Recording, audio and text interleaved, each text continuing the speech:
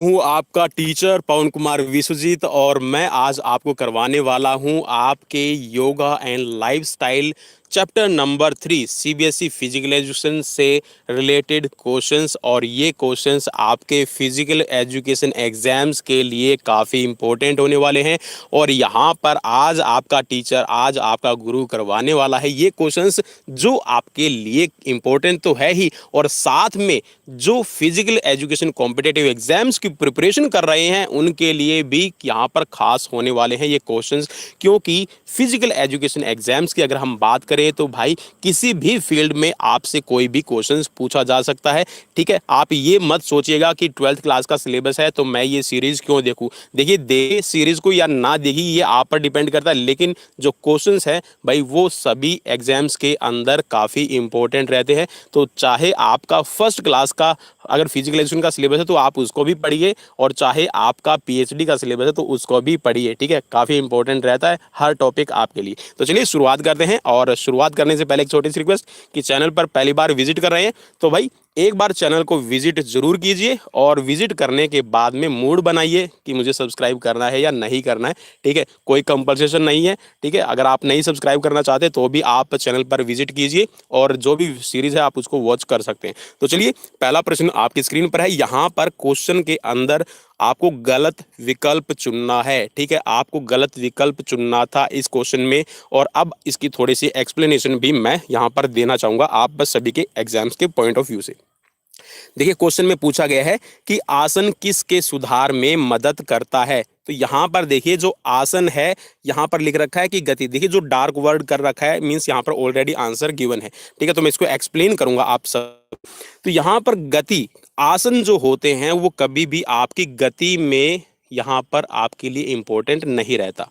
आसन जो है हमारे शरीर के अंदर एक बनाने के लिए, प्लस में हमारी बॉडी के अंदर जो फ्लेक्सिबिलिटी लेवल है, जो लचीलापन है, उसको बढ़ाने के लिए आपके जो आसन है वो हमारी मदद करते हैं। और प्लस आसन जो हैं वो हमारे शरीर में हमारी बॉडी के अंदर डिफॉर्मिटीज हैं, जो शारीरिक रूप से विकृतियां, उनको बाहर करने में आपकी मदद करते हैं। ठीक है, आप इसमें यह भी कह सकते हैं कि पाचन तंत्र में भी सुधार करते हैं, मीन्स आपका डाइजेस्टिव सिस्टम है वो भी इंप्रूव होता है। श्वास की गहराई में भी, मीन्स जो आपका डीप ब्रीथिंग आप करते हैं उसमें भी हेल्प करते हैं, और प्लस में जो ब्लड का सर्कुलेशन है उसको भी सही करते हैं। तो मेनली जो फ्लेक्सिबिलिटी लेवल है उसको बढ़ाने के लिए किया जाता है, न कि आपकी स्पीड बढ़ाने के लिए। स्पीड हमेशा जेनेटिक होती है, स्पीड हमेशा अनुवांशिकी, मीन्स आपको अपनी जनरेशन से मिलती है। आपकी जो स्पीड है वो डिपेंड करेगी, निर्भर करेगी आपकी बॉडी के अंदर, मसल्स के अंदर आपको अपनी हेरिडिटी के अनुसार व्हाइट मसल्स फाइबर कितने मिले हैं और रेड मसल्स फाइबर कितने मिले हैं। ठीक है, इन पर डिपेंड करता है आपकी स्पीड। चलिए नेक्स्ट क्वेश्चन की तरफ बढ़ेंगे। नेक्स्ट क्वेश्चन आपकी स्क्रीन पर है, और स्टूडेंट्स आपके लिए काफ़ी इंपॉर्टेंट क्वेश्चन ये है कि यहाँ पर इसमें पूछा गया है कि योग सूत्र के अनुसार आसन का अर्थ क्या है। अब देखिए जो योग सूत्र है वो महर्षि पतंजलि ने लगभग 500 ईसा पूर्व, ठीक है, मीन्स यहाँ आज से लगभग 2,500-3,000 साल पहले ही लिख दिया था। ठीक है, तो यहाँ पर जो योग सूत्र है उसमें संस्कृत का एक वर्ड है जिसके अनुसार आसन का अर्थ निकाला जाता है। तो ये है आपका शिथिरम सुखम आसन। ठीक है, तो शिथिर सुखम आसन इसका मतलब होता है। ठीक, याद रखना है, मीन्स जिस पोस्चर को, जिस आसन को करने में, या फिर जिस आप बॉडी का पोज, ठीक है, जो आप शरीर का आकार आप उसमें कंफर्ट फील करें, यही होता है आसन का मतलब। मीन्स कम से कम ऊर्जा खपत करते हुए आप ज्यादा से ज्यादा बढ़िया रिजल्ट लें। ठीक है, आप ज्यादा अपना परिणाम हासिल करें, दैट इज योग सूत्र मीनिंग। ठीक है, चलिए मैं इंग्लिश बोल गया चलिए नेक्स्ट क्वेश्चन की तरफ बढ़ते हैं, और अगला प्रश्न है आपकी स्क्रीन पर। प्रश्न में आपसे पूछा गया है, ठीक है, स्क्रीन को क्या कहेंगे हिंदी में वो मुझे नहीं पता है। ठीक है, पर्दा, ठीक है, पर्दे पर, आपके पर्दे पर। ठीक है, चलिए तो यहाँ पर नेक्स्ट प्रश्न है आपके लिए, योग संस्कृति योग संस्कृत के किस शब्द से बना है। ठीक है, जो योग है वो संस्कृत की किस भाषा मतलब संस्कृत का जो कौन सा वर्ड है, कौन सा शब्द है जिससे योग का उत्पत्ति हुई है। तो योग जो शब्द है वो आपकी युज धातु, संस्कृत के अंदर एक युज धातु है, युज धातु से योग शब्द बना है। और युज का मतलब होता है किन्हीं दो चीजों को जोड़ना। तो यहाँ पर एक आपकी सुप्रसिद्ध, ठीक है, फेमस एक यहाँ पर आपकी डेफिनेशन है कि आत्मा का परमात्मा से मिलन ही योग कहलाता है। ठीक है, आप श्री कृष्ण की जो परिभाषा है वो भी यहाँ पर इसमें ऐड कर सकते हैं। ठीक है, योग कर्मसु कौशलम। तो ऐसी बहुत सारी परिभाषाएं हैं, वो आपको याद भी रखनी पड़ेगी, आपके एग्जाम्स में आपसे पूछी जा सकती हैं। ठीक है, नेक्स्ट क्वेश्चन की तरफ बढ़ेंगे और अगला प्रश्न आपकी स्क्रीन पर है। ठीक है, अलग अलग जगह से मैंने ये सारे प्रश्न आपके जो परीक्षाएं हैं, आपके जो एग्जाम्स हैं उनकी तैयारी के लिए निकाले हैं। ठीक है, काफ़ी इंपॉर्टेंट है। नेक्स्ट आपका प्रश्न है, अष्टांग योग के अनुसार आसन किस स्थान पर आता है। अब देखिए, अष्टांग योग के 8 भाग हैं, आप सबको पता है। अब यहाँ पर क्वेश्चन में देखिए सिर्फ एक ही यहाँ पर भाग के बारे में पूछा गया है कि जो आसन है वो अष्टांग योग में कौन से नंबर पर आता है। तो इसका मतलब ये हुआ कि बेटा आपको अपनी जो सीक्वेंस है एग्जाम्स की वो याद रखनी है। ठीक है, आपको ये याद रखना है कि आसन जो आपका अष्टांग योग है उसमें कौन से स्थान पर आता है। तो यहाँ पर जो आपका आसन है वो देखिए पहले ही मार्क कर रखा है कि तीसरे स्थान पर आएगा, लेकिन यहाँ पर अब सीक्वेंस है वो आपको याद रखनी है कि पहले पे आएगा आपका यम, दूसरे पे आएगा नियम, तीसरे पे आएगा आपका आसन, चौथे पे आएगा प्राणायाम, पांचवें पे आएगा प्रत्याहार, छठे पे आएगा धारणा और सातवें पे आएगा ध्यान और आठवें पे आएगा समाधि। तो आप इस सीक्वेंस को हमेशा याद रखिएगा। ठीक है, जो ये क्रम है ये आप हमेशा याद रखिएगा, इससे रिलेटेड आपके एग्जाम्स में बहुत सारे क्वेश्चंस बन सकते हैं। ठीक है, चलिए नेक्स्ट क्वेश्चन की तरफ बढ़ेंगे और अगला प्रश्न देखिए। अब अगला प्रश्न आपका योगा और जीवन शैली। ठीक है, योगा और जीवन शैली आपस में कैसे जुड़े हुए हैं तो उससे रिलेटेड यहाँ पर ये आपकी जो पार्ट है इसका नाम से ही आपको पता चल रहा है। तो यहाँ पर देखिए बीएमआई से रिलेटेड भी आपने इसमें पूछा गया है। तो बीएमआई से रिलेटेड जो क्वेश्चन पूछा गया है वो क्या पूछा गया है, बॉडी मास इंडेक्स से रिलेटेड, कि मोटे व्यक्ति की बीएमआई हो निकलते हैं वो पॉइंट, ठीक है, वो अंक कौन से हम यहाँ पर कहें कि व्यक्ति मोटा है, उसके अंदर मोटापे के लक्षण है। अब मोटे को आप देख के बताएंगे ये तो अलग बात है, लेकिन अगर आपको कोई व्यक्ति का नाम बता दिया जाए कि भाई एक व्यक्ति है जिसका नाम, ठीक है, मैं यहाँ पे काल्पनिक नाम ले रहा हूँ, रमेश नाम है, ठीक है, और उस एज है 45 और उसका जो बॉडी वेट है वो है 90 किलो। ठीक, आप उसमें बता पाएंगे कि वो मोटा है या फिर पतला है। ठीक है, या फिर ये बता पाएंगे कि क्या उसके बीएमआई आप निकाल सकते हैं, नहीं निकाल पाएंगे, क्योंकि सिर्फ आपको नाम पता है रमेश और सिर्फ आपको उसकी एज पता है और वेट पता है। ठीक है, आपको उसके शरीर की हाइट, उसके शरीर की लंबाई नहीं पता। तो आपके पास में अगर डेटा पूरा दिया गया है तो आप यहाँ पर बता सकते हैं कि बीएमआई क्या रहेगी और उस बीएमआई के अकॉर्डिंग जो उसका वेट है वो कौन सी श्रेणी में रखा जाएगा। ठीक है, तो यहाँ पर बीएमआई होती है वो हमेशा मोटे व्यक्तियों के अंदर, मैंने पिछली भी सीरीज के अंदर बताया है जहाँ पर हमने स्पोर्ट्स और न्यूट्रिशन के क्वेश्चन किए थे। तो यहाँ पर 30 या उससे ज़्यादा, ठीक है, 30 या उससे ज़्यादा अगर आपकी बीएमआई निकल कर आ रही है तो आप समझ जाइए कि भाई आपके अंदर मोटापा है। और मोटापे की भी 3 कैटेगरी होती है बेटा। ठीक है, चलिए तो यहाँ पर अब जो पहले मैं आपको बता देता हूँ कि जो आपका ये ऊपर वाला दिया हुआ, ठीक है, 19 से 25, 1900 जो 25 वाला है ये आप हमेशा याद रखना कि ये रहता है जो आपके नॉर्मल वेट, ठीक है, जिनकी नॉर्मल वेट होता है। ठीक है, और अगर 19 से कम आपका आ रहा है, मीन्स 18 से कम आ रहा है, ठीक है, तो आप समझ जाइए कि यहाँ पर आप अंडर वेट है। अंडर वेट का मतलब है कि आपको जो वजन है अपने शरीर का वो अच्छी डाइट लेके बढ़ाने की ज़रूरत है। ठीक है, और अगर आपका आता है 25 से लेकर 28 के बीच में, ठीक है, मैं लिख रहा हूँ अभी 25 से लेके 28 के बीच में, ठीक है, जर्नल बता रहा हूँ, ठीक है, आम भाषा में। ठीक है, तो आप याद रखिएगा, अगर मैं इसको बिल्कुल ही एग्जैक्ट आपको बताऊं तो ये होता है आपका 24.92 आपका हो जाएगा ये, इसमें आ जाएगा आपका 29.9। ठीक है, ये एग्जैक्ट इसमें निकल के आएगा।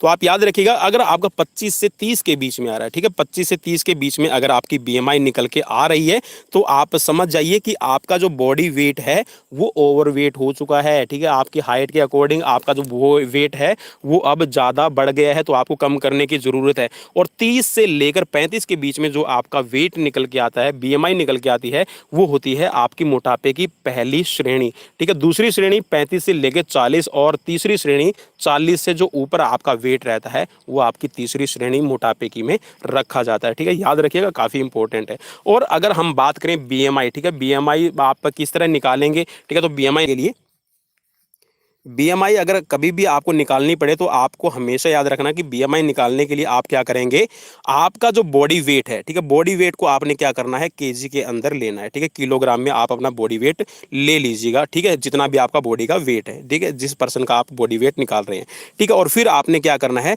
जो उसकी हाइट है, ठीक है, हाइट को आपने क्या करना है, आपने हाइट को, ठीक है, हाइट जो है लेनी है, हाइट इन मीटर, ठीक है, हाइट इन मीटर, ठीक है, और इसका आपने स्क्वायर, ठीक है, metre means height into metre, आपने क्या करना है, height in metre, height in metre, ठीक है, दो बार यहाँ पे आपने करना है। तो आप यहाँ पर सीधा कह सकते हैं कि हाइट इनटू मीटर है वो आपने यहाँ पर निकालनी है, ठीक है। इस फॉर्मूले का आप इस्तेमाल करके जो किसी भी पर्सन का जो बॉडी वेट है, बीएमआई है, वो निकाल सकते हैं। तो आप अपने फैमिली मेम्बर्स की भी निकाल के देखिएगा कि कौन व्यक्ति मोटा है और किसके अंदर वेट कंट्रोल है और किसको वेट बढ़ाने की ज़रूरत है, ठीक है, काफ़ी इंपॉर्टेंट रहेगा भाई आप सबके लिए।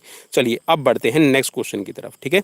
अगला प्रश्न आपकी स्क्रीन पर है और अगले प्रश्न में आपसे पूछा गया है कि मोटापे का अर्थ क्या है, ठीक है, मोटापे का अर्थ क्या है। सिंपल सा क्वेश्चन है, लेकिन इस सिंपल से क्वेश्चन में आपका सीधा सा आप जवाब देंगे कि मोटापा मतलब है कि शरीर के अंदर वजन बढ़ना, लेकिन यहाँ पर देखिए सिर्फ आपके लिए एक बात टेक्निकल लिख रखी है कि वसा का शरीर में बढ़ जाना, ठीक है। आपकी बॉडी के अंदर एडिपोज टिश्यूज होते हैं या फिर जो आप वसा लेते हैं, या फिर आप ये कहिए कि भाई मैं तो शरीर में कभी भी फैट लेता नहीं, मैं तो कभी घी है, तेल है, मैं तो इनका सेवन करता ही नहीं, लेकिन मेरा बॉडी वेट कैसे बढ़ गया, ठीक है। तो भाई सीधी सी बात यह है, अगर आप फैट का सेवन भी नहीं कर रहे हैं, आप अपने खाने में वसा है, मक्खन है, घी है, इसका भी इस्तेमाल नहीं कर रहे हैं, लेकिन आप जो कैलोरीज ले रहे हैं, ठीक है, जो आप कार्बोहाइड्रेट ले रहे हैं या फिर जो आप ऊर्जा ले रहे हैं, जो खाने के थ्रू आप पोषक तत्व ले रहे हैं, आप उनको अच्छी तरह से डाइजेस्ट नहीं कर पाते, और जो आपकी अतिरिक्त ऊर्जा है, जो आपकी कैलोरीज है, वो आपके एडिपोज टिश्यूज के अंदर, ठीक है, शरीर के अंदर, एक याद रखिएगा नाम,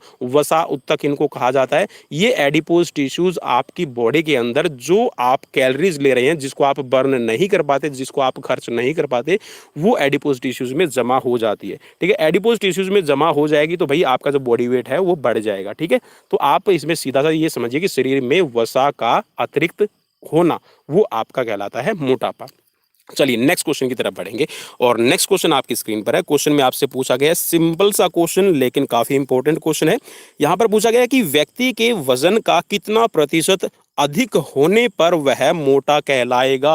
आप ये देखिए, अगर आपका फैट परसेंटेज, ठीक है, फैट परसेंटेज आप अपना निकाल सकते हैं, फैट परसेंटेज से रिलेटेड भी मैं एक वीडियो बनाऊंगा अलग से, ठीक है, स्पेशल। तो आप यहाँ पर ये सीधा सा समझ लीजिए कि अगर आपकी बॉडी के अंदर वेट है वो 20% से ज़्यादा है, ठीक है, 20% से ज़्यादा है तो आप को श्रेणी में रखा जाता है मोटापे की, ठीक है, आपके अंदर ओबेसिटी की श्रेणी है, उसको काउंट किया जाएगा। और एक चीज़ और आप मैं बता दूं, आप सभी के लिए काफ़ी इंपॉर्टेंट ये रहेगा कि अगर कोई व्यक्ति, ठीक है, कोई भी व्यक्ति, स्पेशली मैं उनके लिए बात कर रहा हूँ बेटा, जो आज की यूथ है, ठीक है, आज आप स्कूल में पढ़ते हैं, आप कॉलेजेस के अंदर जाते हैं, तो वहाँ पर एक प्रॉब्लम ये होती है, आप देखते हैं दूसरे पर्सन को, ठीक है, जिसने अच्छी बॉडी वेट बनाया, जिसने अपना बॉडी जो स्ट्रक्चर है वो अच्छा बनाया हुआ है, जिम जाता है, ठीक है, और आप उसको बोलते हैं कि आपकी बॉडी पे तो फैट नहीं है, ठीक है, आपकी बॉडी तो बहुत अच्छी है, तो वो बोलता है कि मैंने जो अपना फैट है उसको कम किया हुआ है, ठीक है, फैट मैंने रिड्यूस किया है। अगर, ठीक है, अगर आप एक हेल्दी वेट चाहते हैं तो आप अपना बॉडी वेट है आप रखिएगा 20 से नीचे, लेकिन 20 से नीचे भी आप कितना रखें भाई, आप अपना जो बॉडी वेट है 10 से लेके और 20 के बीच में रखिए। अगर व्यक्ति का जो 7% से वेट नीचे चला जाता है, ठीक है, 7% से जो फैट परसेंटेज है, ठीक है, फैट परसेंटेज की बात कर रहा हूँ मैं, 7% से नीचे चला जाए तो भाई उसकी मौत का भी कारण बन सकता है फैट का कम होना। तो दोनों ही परिस्थिति में आपको जो बॉडी वेट है वो अपना अच्छा बना के रखना होगा, ठीक है। याद रखिए भाई, कभी भी सुनी सुनाई बातों में मत आइए, और कभी भी कोचिज जो आपको इंस्ट्रक्शंस देता है आप ये देखिए कि वो फुल ट्रेंड पर्सन है या नहीं है। कभी ऐसा ना हो कि आप जिम के अंदर जा रहे हैं, वो आपको रिकमेंड करे कि स्टेरॉइड्स खा लो, ये पाउडर मैं आपको दे दूंगा, ठीक है, इससे आपकी बॉडी बन जाएगी, अरे आपकी स्किन तो बहुत लीन एंड थिन है, आप तो बहुत अच्छा स्ट्रक्चर बना सकते हो। और कई बार हम बातों में आके उन प्रोडक्ट्स का यूज़ कर लेते हैं, हमें यही नहीं पता होता कि उनके अंदर ऐसे कौन से आपके डोपिंग्स वाले जो प्रोडक्ट्स हैं वो डाले गए हैं, स्टेरॉइड्स डाला गया है या फिर क्या इसमें डाला गया है, जिससे आपकी मसल्स की तो ग्रोथ हो जाएगी, लेकिन ये चीज़ें आपकी जो ह्यूमन फर्टिलिटी है वो कम करती है और उसके साथ में आपकी मौत का भी कारण बन सकती है। तो भाई मेरी सबसे हाथ जोड़ के यही विनती है, हमेशा ध्यान रखिए। चलिए नेक्स्ट क्वेश्चन की तरफ बढ़ते हैं। नेक्स्ट क्वेश्चन आपकी स्क्रीन पर है बेटा। नेक्स्ट क्वेश्चन में आपसे पूछा गया है कि निम्नलिखित में से कौन सा आसन मोटापे के लिए नहीं किया जाता। ठीक है, तो यहाँ पर मोटापा कम करने के लिए अब ध्यान में रखिएगा, आप इससे रिलेटेड एक आगे क्वेश्चन आएगा। ठीक है, तो वज्रासन आप कर सकते हैं, और वज्रासन का देखिए मैंने आप सबको पहले भी बताया कि वज्रासन आप कभी भी कर सकते हैं, खाना खाने से पहले, खाना खाने के बाद, और खाना खाने की जो पोजीशन होती है उसमें भी आप बैठ के अपना खाना खाइए।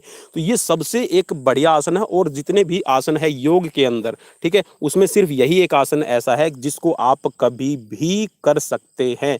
ठीक है, इसके लिए कोई मनाही नहीं है, और ये आपके घुटनों के स्ट्रांग बनाने के साथ साथ में आप पोर्शंस को भी स्ट्रांग बनाता है, और प्लस में आपका जो एब्डोमिनल रीजन है देखिए बैठा जाता है सिर्फ इसमें घुटनों को पीछे की तरफ मोड़ के, लेकिन ये बहुत ज़्यादा बेनिफिशियल है आपके डाइजेस्टिव सिस्टम को इंप्रूव करने के लिए। ठीक है, तो यहाँ पर वज्रासन इसको आप कभी भी कर सकते हैं। त्रिकोण आसन आपकी जो साइड वर्ड्स की जो आपकी साइड की चर्बी है, ठीक है, आपने देखा होगा बेली फैट, और बेली फैट के साइड में जो आपका कमर है, ठीक है, यहाँ पर आपका जो फैट है वो जम जाता है, तो उसको कम करने के लिए आप त्रिकोण आसन कर सकते हैं। और अर्धमत्स्येंद्र आसन, अर्धमत्स्येंद्र आसन में भाई आपकी बॉडी का जो साइड वर्ड जो फैट रहता है, ठीक है, आप उसको बहुत अच्छा कम कर सकते हैं। लेकिन यहाँ पर देखिए पवन मुक्तासन, यहाँ पर क्वेश्चन का जो आंसर राइट है वो ये है कि पवन मुक्तासन से आपका जो बॉडी वेट है, जो बॉडी फैट है वो कम नहीं होता, मोटापा कम नहीं होता। पवन मुक्त आसन मेनली आपके डाइजेस्टिव सिस्टम पे इंपैक्ट डालता है, और पवन मुक्त, ठीक है, आप इसको दो टुकड़ों में, तीन टुकड़ों में डिवाइड कर लीजिए, पवन प्लस मुक्त प्लस में आसन। मीन्स यहाँ पर जो आपको गैस्ट्रिक प्रॉब्लम होती है, जो आपको गैस की प्रॉब्लम होती है,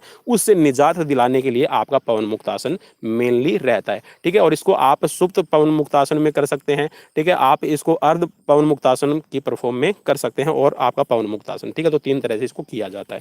चलिए नेक्स्ट क्वेश्चन की तरफ बढ़ेंगे, और नेक्स्ट क्वेश्चन आपकी स्क्रीन पर है। क्वेश्चन में पूछा गया है भाई, क्वेश्चन बिल्कुल सिंपल लेकिन आपके लिए काफी इंपॉर्टेंट भी, मोटापे के लिए कौन सा आसन आपका किया जाता है। तो मोटापा कम करने के लिए, ठीक है, तो मोटापा कम करने के लिए आपका मेनली क्या करेंगे, आप वज्रासन को कीजिए। सिर्फ आप वज्रासन में भाई अपने घुटने पीछे की तरफ बैठ के और मोड़ के बैठ जाइए। ठीक है, उस पोजीशन को आप धारण कीजिए, तो भी आपका मोटापा है वो कम हो जाएगा। प्लस में जो सुखासन है, देखिए अब सुखासन आप बोलेंगे कि सर सुखासन, सुखासन क्या है। सुखासन एक आपका मेडिटेटिव आसन है, एक ध्यानात्मक पोजीशन है जिसमें हम सिंपल चौकड़ी लगा के बैठते हैं। ठीक है, शवासन, शवासन भी आपका रिलैक्सेटिव आसन हो गया। सलभासन, ठीक है, सलभासन मेनली आपकी जो पेट के ऊपर, ठीक है, पेट का जो पार्ट है इस पे ज्यादा असर डालता है, इस पे इंपैक्ट डालता है, तो यहाँ पर वज्रासन बिल्कुल राइट रहेगा। ठीक है भाई, चलिए नेक्स्ट क्वेश्चन की तरफ बढ़ते हैं। नेक्स्ट क्वेश्चन आपकी स्क्रीन पर है, और क्वेश्चन में आपसे पूछा गया है सिंपल सा क्वेश्चन लेकिन काफी इंपॉर्टेंट। श्वास नली से जुड़ी हुई बीमारी को क्या कहा जाता है। देखिए जितनी भी आप और रेस्पिरेशन तंत्र से, ठीक है, आपका रेस्पिरेशन नहीं, यहाँ पर श्वसन तंत्र, ठीक है, रेस्पिरेटरी सिस्टम और श्वसन तंत्र, तो से आपकी जितनी भी जुड़ी हुई समस्याएं हैं, ठीक है, जो आपके सिस्टम में ऑक्सीजन को लेने के लिए, या फिर आप ये कह सकते हैं इनहेल और एक्सेल, ठीक है, आप पूरक करते हैं, कुंभक करते हैं और रेचक करते हैं, इसमें आपकी प्रॉब्लम क्रिएट करती है। ठीक है, तो श्वास नली, श्वास नली का मतलब है आपकी जो रहती है यहाँ पे विंड पाइप।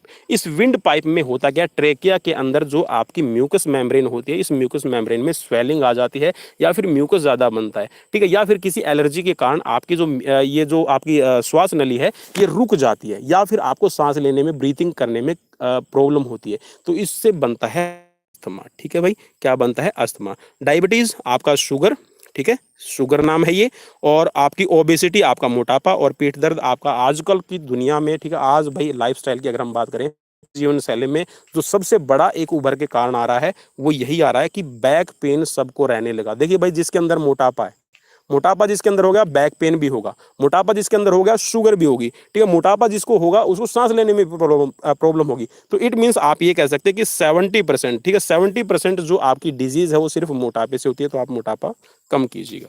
ठीक है, नेक्स्ट क्वेश्चन की तरफ बढ़ेंगे, और नेक्स्ट क्वेश्चन आपकी स्क्रीन पर है। क्वेश्चन में आपसे पूछा गया है, क्वेश्चन है अस्थमा के लिए निम्नलिखित में से कौन से आसन का चुनाव करेंगे।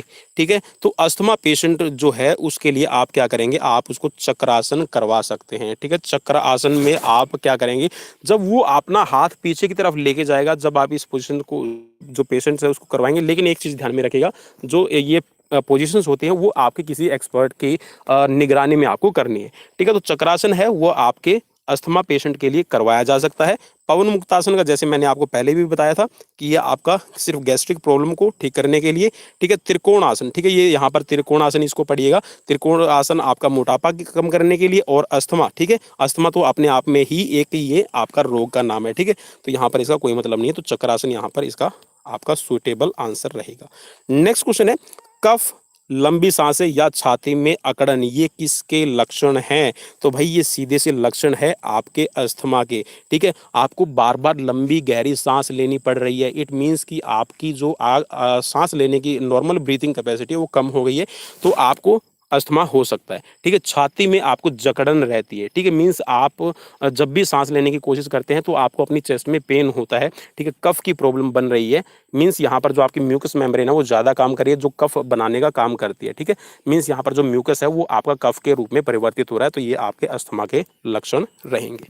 नेक्स्ट क्वेश्चन की तरफ बढ़ेंगे, और नेक्स्ट क्वेश्चन है आपकी स्क्रीन पर। क्वेश्चन में पूछा गया है, बड़ी धमनी, ठीक है, बड़ी धमनी का मतलब है यहाँ पर जो महाधमनी है, ठीक है, अरोटा की दीवारों पर रक्त दबाव बनाना क्या कहलाता है? ठीक है, अगर जो रक्त दबाव है, जो ब्लड प्रेशर है, ठीक है, अगर वो हद से ज़्यादा हो जाए तो हम उसको कहते हैं हाइपर, ठीक है, हाइपर, ठीक है, तो मीन्स यहाँ पर जो आपका बीपी है वो हाई हो गया है, ठीक है, तो हाई बीपी इसको कहते हैं उच्च रक्तचाप, ठीक है। नेक्स्ट क्वेश्चन की तरफ बढ़ेंगे, और नेक्स्ट क्वेश्चन है आपकी स्क्रीन पर। क्वेश्चन में पूछा गया है, क्वेश्चन सिंपल है लेकिन वही फिर से काफी टेक्निकल रहेगा। उच्च रक्तचाप को कम करने के लिए कौन सा आसन यहाँ पर सहायक है? ठीक है, तो उच्च रक्तचाप, जिसको बीपी की प्रॉब्लम रहती है, बीपी हाई जिसका हो जाता है, तो आप उसको एक सीधा सा एक काम करवा सकते हैं, क्या कि उसको आप शवासन की पोजीशन में करवाएं, ठीक है, शवासन, मकरासन, सुखासन, ठीक है, आप इनको इस सुखासन में तो वही है, आप बैठेंगे तो सिंपल आपको प्रॉब्लम होगी,